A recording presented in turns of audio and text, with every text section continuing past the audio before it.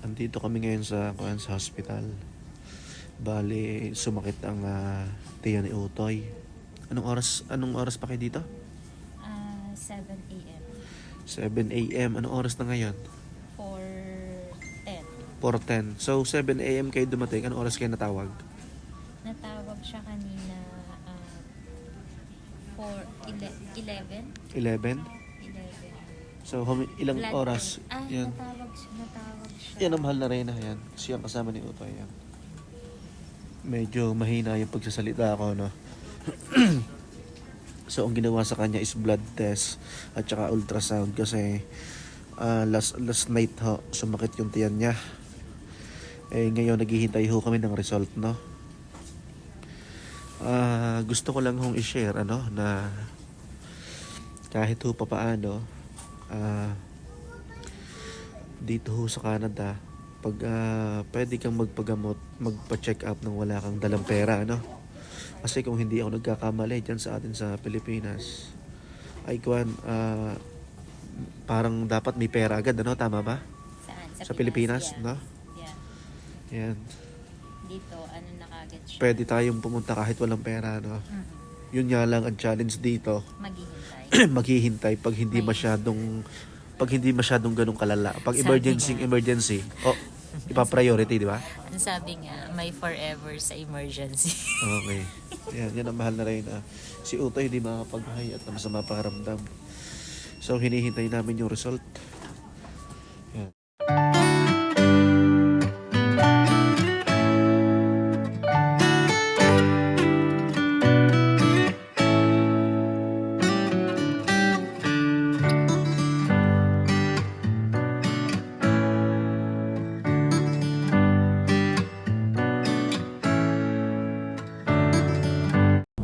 Yon, nagbabalik na naman ho tayo.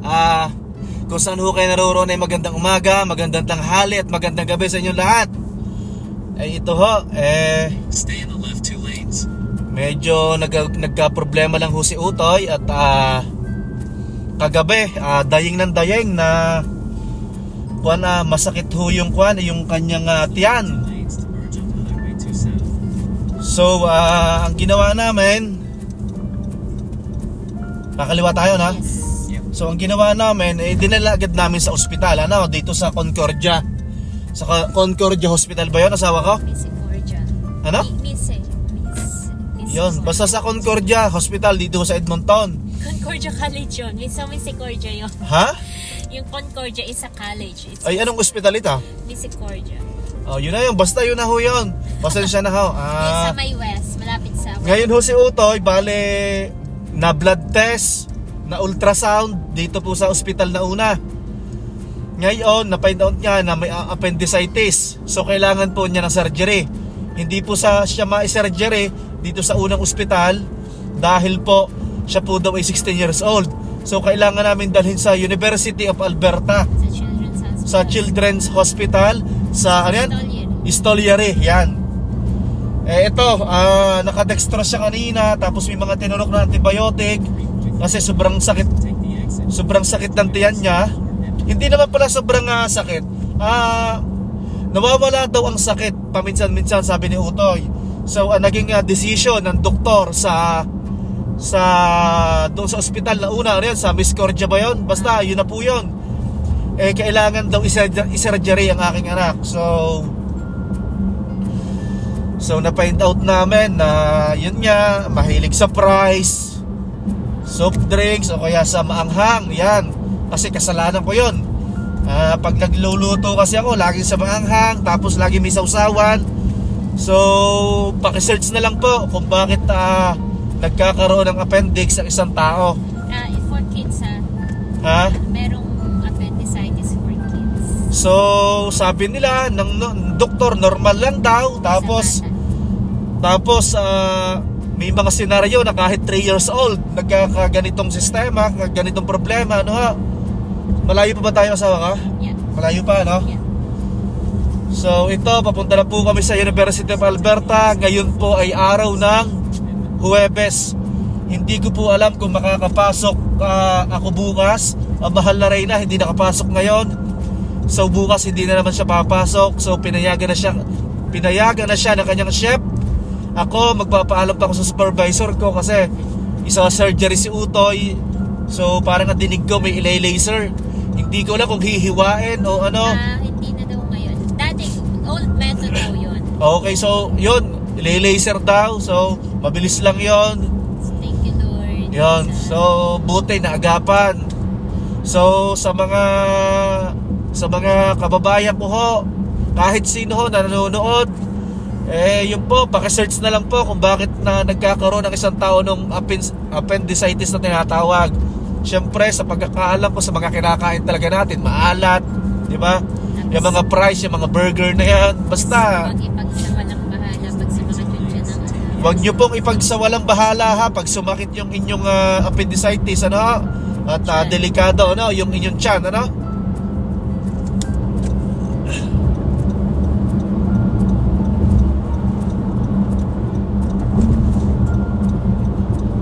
Dito na tayo, no? Okay. So yun lang po na i-share ko at syempre talagang nalulungkot tayo. Syempre ile-laser ho, may tatanggalin, ano ho, di sana ako na lang at medyo matanda-tanda na ako, ano? Kaysa si Utoy. Sana po maging lesson sa lahat, ano? Siguro naman po may mga naka-experience ng ganito, anak nyo, kamag-anak, kapatid, nanay, tatay, ano? Normal daw na sitwasyon to pero kaya namang iwasan, ano? So, ano ba mga kinakain ni Utoy? Yan. Fries, burger, maalat, yung mga chicherya, no? Tapos tabihan nyo po lagi ang pag-inom ng tubig. Yan. More water, yan. Ito, hindi makakapag-high si Utoy, may benda ho eh. May dextrose. Ay siya, yan, tinanggal na ho ang dextrose. Pero nandyan pa rin. Na may karayom pa po. Hindi daw siya karayom eh. Catheter. Catheter daw, no? Magkita-kita ho tayo mamaya sa hospital at i-update ko ho kayo at maraming salamat ha. Bale na ibaba ko na ho si Utoy at saka ang mahal na Reyna, ano? Hindi ko po sana ibablog to, ano? Kaya lang po ako nag-vlog, gusto ko magpanggap na okay kami. Kasi kanina noong kinausap ng doktor ang mahal na Reyna, iyak ng iyak. Ngayon si Utoy nagtatanong kung bakit naiyak ang kanyang mama. Ngayon noong bago kami sumakay dito sa sasakyan na to, minessage ko ang mahal na Reyna, si Mrs. na magbablog nga ako para hindi kabahan ang aking anak sa operation, para normal lang lahat, ano? Pero syempre ako nag-aalala, gaya ho ng sabi ko sa inyo kanina, sanay ako na lang na operahan gayong appendix, ano? At kanina naawa ako, ang daming mga itinurok kay Utoy, yung antibiotic. Tapos yun nga, nilalamig daw siya, paggagalaw daw nasakit, ano ho. Yun, so gusto ko lang maging normal ang araw na ito, kahit hindi para sa mahal na Reyna at saka kay Utoy. Sa akin, ako syempre tatay, kahit pa paano tinatatagan ko ho. Alam nga namang tayo magpatiklop-tiklop sa panahong ito, ano? Syempre tayo ang haligi ng tahanan, ano? Pero syempre nakakalungkot. Andito ho tayo ngayon sa bahay. Bali kumuha po ako ng mga gamit ni Utoy, tapos damit din ng mahal na Reyna. Tapos yun nga, mga medyas, toothbrush, ano po. Bali naka-schedule na po si Utoy tonight. Ano bang oras ngayon? 10:51 ng gabi ho. Araw ho ngayon ng Huwebes. Grabe, no? Alas 7 pa sila umalis sa bahay, no? Tapos dumating doon sa Misericordia ba yun? Misericordia Hospital. Tapos inilipat sa University of Alberta. So papunta tayo ngayon doon sa University of Alberta. So dala ko na ho yung mga gamit. Bali yun naman daw situation ni Utoy, ng aking anak ay hindi pa malala, pero para ho hindi ma-infect ay tatanggalin na ho daw yung appendicitis, ano ho, yun ang pagkakasabi ho ng doktor. Bali yun nga ho, diniscuss sa amin ng doktor na si Utoy daw ngayong araw ng Huwebes ay ko na ho pang 5 na ooperahan sa appendicitis ano ho. Ang pinakabata daw is 2 years old. So kahit pala 2 years old nagkakamero ng ganun ano. Ngayon ko lang ho nalaman yon. Kala ko dati ang appendix, yung appendicitis ay para hula sa kagaya natin mga adult no. Medyo iba ho ang boses ko, ito ko'y sipon na sipon. Ito nagdala ho ako ng kanin. Tapos ikaunting nilaga ano. Yan. Yun po, yung vlog ko po kanina, ayoko talagang mag-vlog kaso talagang ginawa ko lang yon para maisip ni Utoy tsaka ng asawa ko normal lang ang lahat ano. Kasi sabi kasi ng mahal na Reyna, si Utoy daw para daw kinakabahan, tanong daw ng tanong kung ano daw gagawin sa kanya. So sabi ng doktor, yun medyo high-tech na nga raw, parang may itutusok ba sa may pusod, sa baba ng pusod. Basta hindi ko po masyado maintindihan yung explanation Pero may hihiwain daw tapos may tatahiin din na konti lang naman. Naka-schedule ho siya ngayon 10:53 na, hindi pa natawag ang mahal na Reyna, hindi pa pinapasok sa operation room. Hindi ko alam kung ano pong nangyari. Ay, ganito pala ang pakiramdam ng isang magulang ano.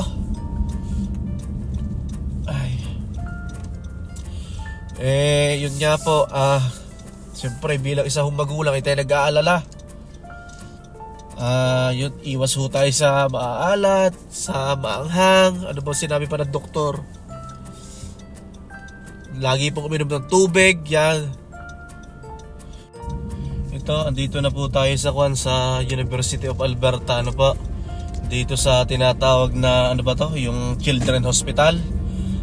Ano bang tawag dito? Stoliere. Yan. Dito nga po pinadala si Utoy at dahil siya 16 years old lang, so consider pa din daw siyang children ano ho. Ito hahanap tayo ng parking ngayon ulit. Ay, sipon na sipon pa. Ito ho yun. Ayan, hahanap po tayo ng parking. Tapos pupunta tayo doon sa may emergency kasi nakaupo sila doon. Hindi ko po malaman kung bakit po ganito ang sistema sa Canada ano. Wala nga pong bayad. Ito ma-share ko sa inyo. Wala nga pong bayad dito sa Canada. Kaso maghihintay ka naman kasi po ang priority nila yung yung nasa bingit na ng kamatayan ano. Sa atin basta't may pera ka, ipa-priority ka. Kung saan ka magpupuntang ospital, ano po? Ay,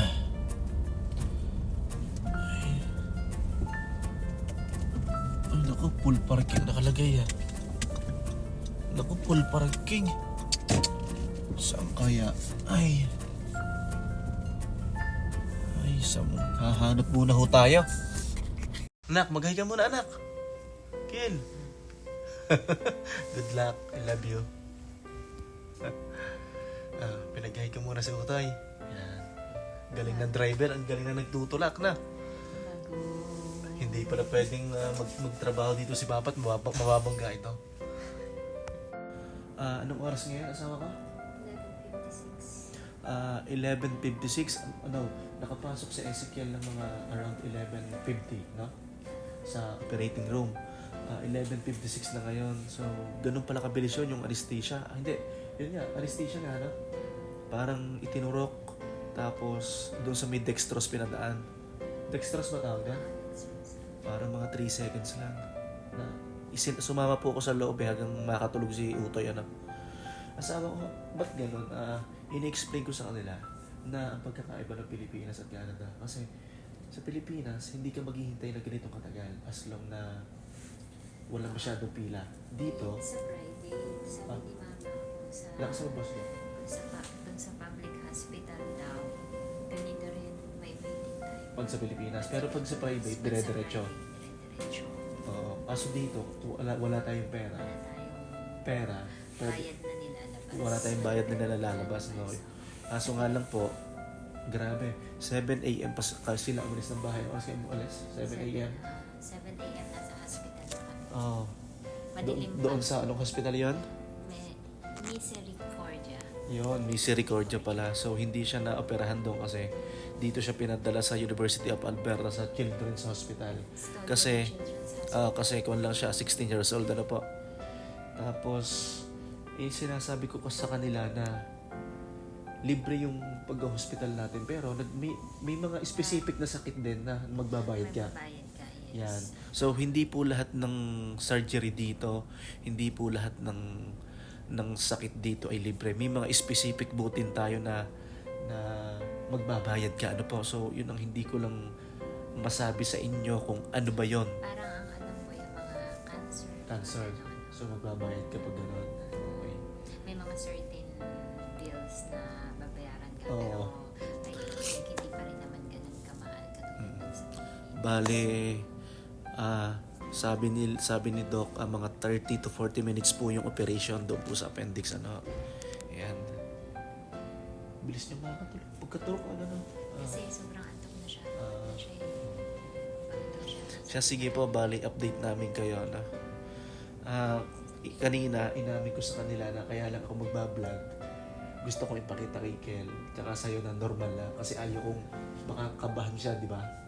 Parang normal lang na hindi tayo nag-aalala, di ba? Tanong siya ng tanong na ano eh. Anong tinatanong niya? Tanong kung malaki daw ba yung hihiwain. Ganun. Sige. Yun po, bali naging successful naman po ang operation ni Utoy, ano? Ngayon po'y araw ng Biyernes. Hindi ho kami nakapasok ng Mahal na Reyna. Ngayon po ay mag-aalas 11 ho ng umaga. Biyernes ho, no? Utoy, mag-hi ka muna. Yan. Siyempre, hindi ho tayo pumasok at mas importante ang pamilya kaysa sa trabaho, no? Mahal na Reyna, mag-hi ka muna dito. Kain ka ng kain dyan. Good morning, yan. Update ko lang po kayo, no? Gusto ko lang pong i-share na halos 17 hours bago siya na-operahan, ano?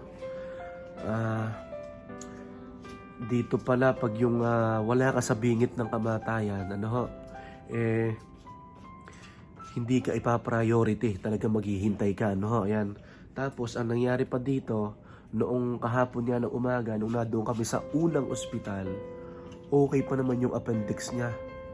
So, in ultrasound, hindi pa siya pamutok. So, ang nakakasama lang ho ng loob, sa paghihintay namin dito sa pangalawang ospital, pumutok na po yung appendix niya. Kapuputok lang po. So, na-infection, ano? Tama? So, dapat ang operation is like 30 minutes, 40 minutes. So, inabot siya ng mga 1 hour and 20 minutes. Ano? So, nagulat naman ho yung mga doktor kasi mataas daw yung pain tolerance niya kasi pag daw ganun pumutok na, dapat namimilipit na, no? Yan, so, bali yung mga bacteria, yung mga fluid daw sa loob ng bito, sa loob ng stomach niya. Parang, sinaksyon na yung mga, sinaksyon na, basta ganun yun, no? Galing dun sa appendix niya. Yan, ito lang po ay isa pong paalaala, ano po, na pag po mga minor, ano po. Pero para sa akin, yung appendix man, hindi siya minor eh. Oras na appendix dapat, pag nasakit, ma-operahan agad, tama? Syempre, kailangan ho nating sundin kung anong patakaran sila meron dito, no? Pero ang mahalaga, kahit 17 hours kami naghintay, okay na si Utoy, ano? So, lalabas kami ng Sunday. So, Kung walang inflammation, hindi ma-infection. okay. Yun nga, so i-monitor pa rin ho si Utoy. Bale, sabi nila, ilalabas daw kami ng Sunday, no? Sa awa ng Diyos, okay na, ano ha? Kahit pa paano, Salamat po sa prayers. Ayan. Lalo na po doon sa mga nag-message sa kay Mahal na Reyna kasi kahapon in-story mo, no? Nag-story ka sa Facebook. So, ang dami pong mga nag-message kay Mahal na Reyna na mga kaibigan namin at meron din po tayong mga ilan na nanonood dito sa YouTube channel natin, no? Anak, ipakita mo nga yung tahi mo. Wag na. Wag na, binata na eh. Yan. So, sa appendix pala talaga nga kung maaari, huwag sumabog. So, sa paghihintay namin, sumabog na sa loob. Gusto nating magalit, wala naman tayong magagawa, di ba? Siyempre, baka magkamali lang tayo, no? Hindi naman pwedeng yung ugaling Pinas natin, idalhin pa natin dito, no? Siyempre, excuse me po, irespeto natin yung patakaran nila, no? Pero nakakasama ko ng loob, ano? Siyempre, galing na nga kami sa ibang hospital, tapos pagdating dito, pinaghintay pa kami hanggang sa pumutok na, no? Yun lang po, na-share ko lang po sa inyo yung mga pangyayari. Wala tayong binayaran kahit ano, di ba? Wala po. Wala kami kahit kusin na binayaran. Pinakita lang po namin yung aming health card, Alberta health card. Ano? Salamat sa tax. Yan. Sabi ng Mahal na Reyna, salamat sa tax. Ano? Na binabayaran natin. Ito na siya. Yan. So, pero syempre, malaking tulong din kasi hindi naman all the time kung nasa Pilipinas tayo, may pera tayo, di ba? Kaya nga, ibig sabihin ko, kaya tayo mga libre sa mga ganito. Kasi di ba, palagi, ito na yung mga Tax natin. tax na pinabayad. Na kinakalta sa atin, ano? Yan. Nape-paid off naman. Nape-paid off naman, ano. Pero, syempre po, gaya ng sabi ng Mahal na Reyna kagabi, hindi lahat po ng gamutan dito ay libre. May mga specific po na sakit na kailangan pong bumunot ka sa sarili mong bulsa, ano po. Kaya minsan may mga fundraising talaga. Fundraising, okay. So, anak, okay ka na? So, ang sabi ng doktor, inom ng maraming tubig. Pinaka number 1, anak, inom ng maraming tubig. So, fluid lang muna siya ngayon. Oh. Hindi, dati pa, Oo. kasi nagkaroon siya kasi mahina uminom ng tubig. Yeah. Hindi kasi talagang sakit siya ng mga kids, di ba? Pero appendicitis for kids. Oh. Ano yung sabi nila na pang-5 sikyan kahapon na inoperahan? Yeah, pandemasitis na sa Bata. May inoperahan silang 2 years old, di ba? Okay. Okay. May nakausap ho tayo na kababayan natin, ano? Taga saan sa atin? Nakakwentuhan si Tiga Chao guys. Bali, 34 years na po. 34 years na dito sa Canada. Tapos 17 years na nagwo-work dito sa ospital, no? AHS. Oh, so ang sabi niya, maganda po daw dito sa dito sa ospital na to sa University of Alberta, no? Napansin naman ho namin kasi lagi may nag-check na doktor, no? Dito, magaling daw itong Stoliary Children's Hospital. Magaling ito. Mas ano? Yun nga lang po lang, yung comment ko lang dito is yun nga, matagal kami naghintay. Pero, Which is all around the pero syempre, naiintindihan natin yun kasi syempre, baka may mga taong mas nangangailangan, no? yung mga Yan. life and death situation. Life and death situation. Yan. Kasi daw dito, yung mga taga Vancouver at saka mga taga Toronto dito pa pina-apply sa dito sa Children's Hospital, dito sa Stoliary sa University of Alberta, ano? So, grateful pa rin tayo, thankful pa rin tayo. Basta ang pinaka-bottom line dito, ang pinakamahalaga, nagkamot ho ang aking anak, ano? Siya, hindi ho matatapos ang araw na ito na hindi kami nagpapaalam sa inyo, ano? Ha? Okay. Yan, hindi ho matatapos ang araw na ito na hindi kami nagpapaalam sa inyo. Kung saan ho kayo naroon, magandang umaga, magandang tanghali, at magandang gabi sa inyo lahat. Magbabay mo na kayo. Yan, hanggang sa muli po. Masayang araw ng Biyernes sa inyong lahat. God bless everyone.